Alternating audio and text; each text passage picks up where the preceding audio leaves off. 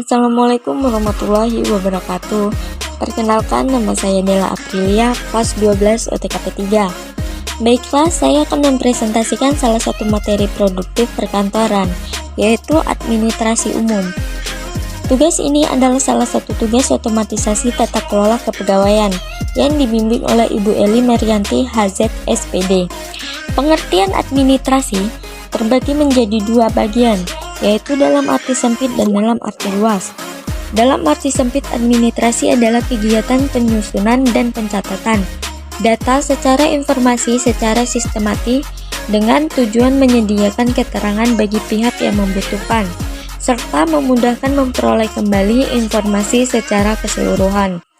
Dalam hubungan satu sama lain atau dengan kata lain disebut tata usaha. Pengertian administrasi dalam arti luas. Administrasi adalah kegiatan kerjasama yang dilakukan oleh dua orang atau lebih berdasarkan pembagian kerja yang telah ditentukan dalam struktur organisasi dengan mendayagunakan sumber daya yang ada untuk mencapai tujuan secara efektif dan efisien. Adapun beberapa unsur administrasi. Unsur administrasi menurut Deliang Lige: organisasi, manajemen, komunikasi, kepegawaian, hubungan masyarakat, ketatausahaan, perbekalan, keuangan. Organisasi. Organisasi adalah sebagai setiap bentuk persekutuan antara dua orang atau lebih yang bekerja sama serta secara formal terkait dalam rangka pencapaian suatu tujuan yang telah ditentukan dalam ikatan, yang mana terdapat seorang yang disebut atasan dan seorang yang disebut bawahan. Manajemen. Manajemen merupakan proses penggerakan orang-orang dan pengarahan segenap fasilitas di dalam usaha kerjasama manusia untuk mencapai tujuan yang telah ditentukan. A. Manajemen mempunyai suatu tujuan tertentu yang akan dicapai. B. Untuk mencapai tujuan, ada satu pihak yang menggerakkan pihak yang lain untuk melakukan pekerjaan tertentu dan menggerakkan segenap fasilitas dalam suatu usaha kerjasama menuju tercapainya tujuan yang telah dilakukan. Fungsi manajemen menurut Georgi R. Terry: 1. Planning, perencanaan. 2. Organisasi, pengorganisasian. 3. Acuting, penggerakan. 4. Controlling, pengawasan. Komunikasi. Komunikasi yang dilakukan dalam setiap usaha kerjasama dapat dibedakan atas dua macam. Komunikasi keluar, yaitu komunikasi yang dijalankan suatu organisasi terhadap pihak lain. Komunikasi ke dalam, yaitu komunikasi yang terjadi di dalam lingkungan organisasi itu sendiri.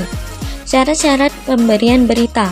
1. Kemampuan untuk menggunakan pikiran dengan baik. 2. Semangat kerja yang baik. 3. Bahasa yang digunakan harus jelas sehingga dapat mengaruhi perasaan penerima berita. Kepegawaian. Kepegawaian adalah salah satu proses yang berhubungan dengan masalah penggunaan tenaga kerja di dalam suatu usaha kerjasama. Beberapa masalah pokok kepegawaian. 1. Penerimaan dan penempatan pegawai. 2. Pendayagunaan pegawai. 3. Pemberhentian pegawai. Hubungan masyarakat. Hubungan masyarakat yang diistilahi dengan public reality merupakan kegiatan kerjasama untuk menciptakan hubungan baik dengan masyarakat atau pihak lain di sekitarnya agar mendapatkan dukungan secara sadar dan sukarela.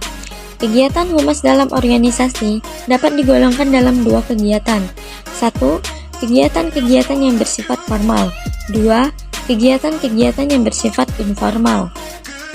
Ketatausahaan. Tata usaha sebagai salah satu unsur dari administrasi merupakan kegiatan pelayanan terhadap penyelenggaraan usaha kerjasama yang meliputi kegiatan pencatatan, pengiriman, dan penyimpanan bahan keterangan. Pada umumnya kegiatan tata usaha dilaksanakan di dalam kantor, sehingga tata usaha diistilahkan sebagai office work. Perbekalan.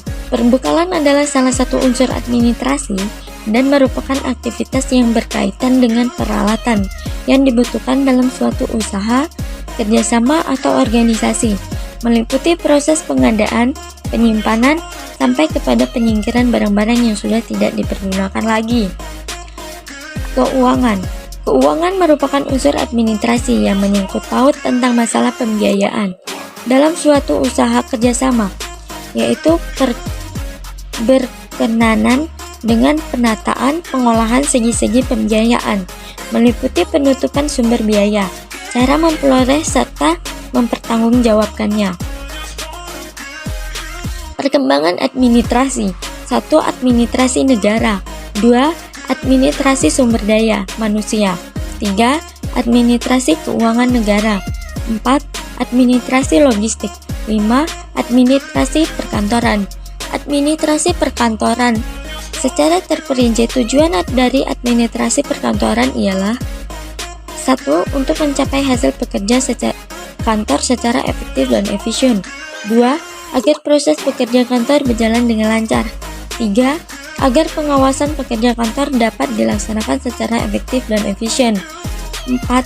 Terciptanya suasana kantor yang harmonis dan menyenangkan. 5.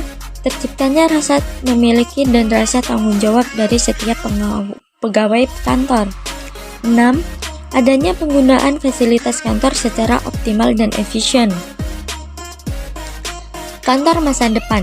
Makin berkurangnya tenaga kerja yang bekerja di kantor bukan hanya karena semakin banyak kegiatan perkantoran yang diambil oleh mesin, akan tetapi juga karena terjadi telekomputing, kantor masa depan tanpa kertas. Baiklah, itu saja yang dapat saya presentasikan. Bila ada kekurangan saya mohon maaf. Sampai bertemu di tugas berikutnya. Wassalamualaikum warahmatullahi wabarakatuh.